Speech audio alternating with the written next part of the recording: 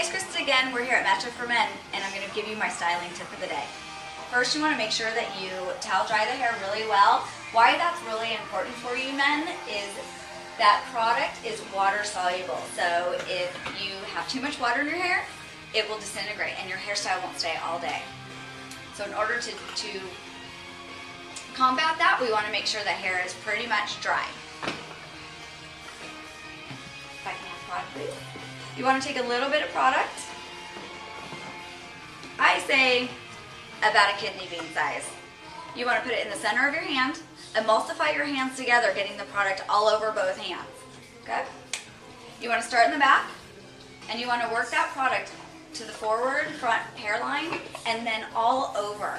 You want to really look like that you've stuck your hand in a light socket and then dust in a styling fashion, getting the desired style that you want, whatever that case may be. It really should take 2 minutes and you're done.